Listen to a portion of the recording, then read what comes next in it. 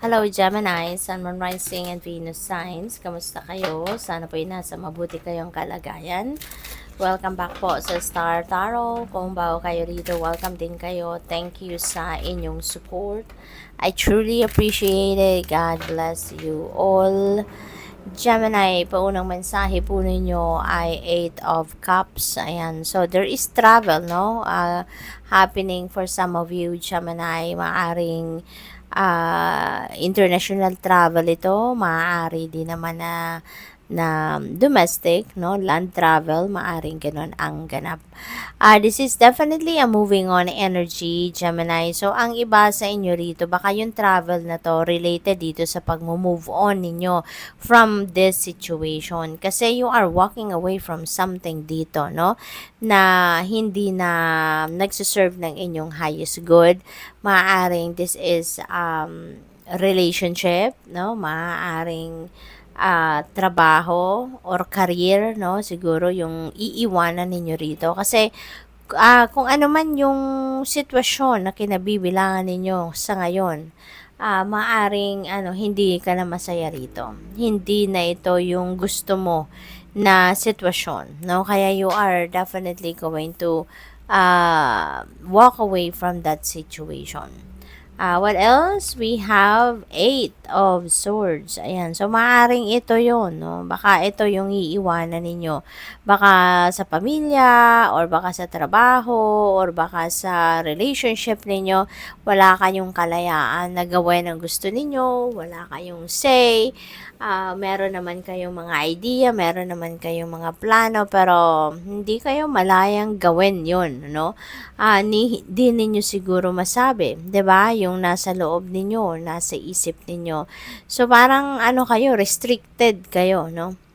It's either your situation is restricting you, or baka yung person that you are dealing with, no? Dito sa relasyon na ito ang nagre-restrict sa inyo, kaya wala kayong kalayaan. You are feeling powerless, no? What else? We have 4 of Pentacles. Ayan. So, this is a reminder para sa'yo. Kung ito naman ay related sa pera, baka ito sa inyo, reminder ito sa inyo na i-manage ninyo na maayos ang inyong kaperahan, okay?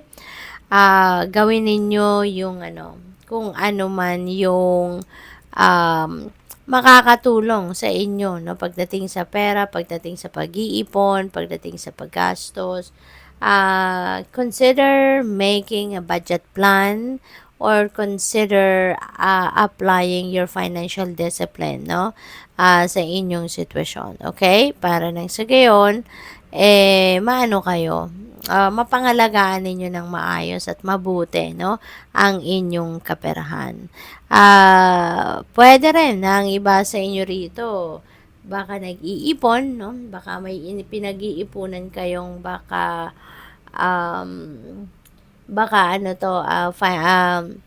big purchase for the future, baka nag-iipon kayo for retirement, mga ganon. Kaya baka nagkakaroon ng imbalance dito, no? So, baka yung mga financial obligations niyo hindi niyo na fulfill kasi mas gusto siguro ninyong itago, no, yung pera. Kasi meron nga kayong pinaghahandaan. So, balanse lang din ang kailangan dito, no? Tugunan yung mga pangangailangan, tugunan yung mga financial obligations, and at the same time, as much as possible na may ipon pa rin. We have 9 of Pentacles. This is really beautiful energy pagdating sa inyong kaperahang aspeto, kasi this is wealth, this is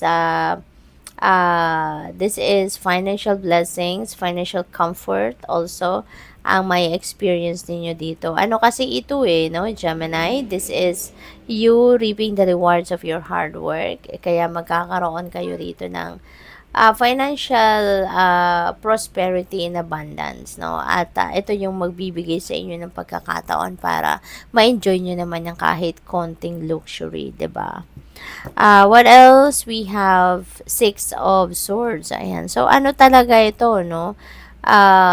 Moving on kayo. No? This is, both of them are moving on energy. So, meron kayo yung sitwasyon definitely dito na hindi na kayo masaya.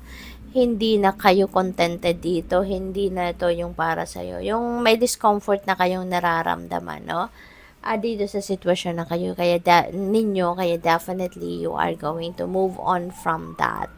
At ano na kayo, hirap na kayo rito. Hindi na kayo talaga masaya. Hindi na kayo nakakagalaw dito ng galaw na gusto ninyo. Kaya magdedesisyon kayo rito na malakasan na ninyong loob at umalis na sa sitwasyon na ito. No? Travel talaga is very imminent for some of you. No? So talaga magbabiyahe ang karamihan sa inyo for various reasons. Meron synchronicity rin dito, no? Kasi dalawa na yung 8 natin. We have 8 of swords and we have 8 of cups, diba? So, that becomes number 88, no? Number 88 is a very powerful number, lalo-lalo na pagdating sa pera. Kasi number 8 resonates with material and financial success. That also resonates with infinity. Kaya, baka ito na yung simula, no, ng continuous na pagpasok ng inyong prosperity and abundance, no, sa buhay ninyo. Kaya good luck sa iyo. What else? We have the Tower in reverse. Ayan. So, meron ditong mga pagbabago na mangyayari, pero siguro hindi kayo handa para sa mga pagbabagong ito. Hindi ninyo welcome yung mga pagbabagong ito. Kaya parang nire-resist ninyo ito. Baka kinukontra ninyo ito, pinipigilan ninyo, yung gano'n, ano? What else for Gemini? We have Page of Swords in reverse. Ayan, pagod kayo, Gemini. So, nai-stress siguro kayo. Maaring yan ay related sa pagmamanage ng inyong pera, nai-stress kayo. Siguro, hindi talaga kayo, siguro ang iba sa inyo ang iba lang, hindi ito para sa lahat. Baka ang iba sa inyo, hindi talaga kayo sanay nang nagbabudget kayo. Kaya nahihirapan kayong mag-divide ng inyong pera, nahihirapan kayo na sundin, no, kung ano man ang budget plan, maaaring ganon. Siguro, ano na kayo, there is also lack of, of planning dito. Kaya siguro, hirap kayong i-manage ang inyong pera. What else? We have High Priestess and tutulungan kayo ng Divine Universe, no? So, makinig lang kayo sa inyong intuition. Follow your gut, no? At the universe is going to, send you signal or information na makakagabay sa'yo, makakatulong sa inyo kung paano ninyo ina-navigate ang inyong mga circumstances. So, good luck. Thank you for watching. Love and light. Namaste.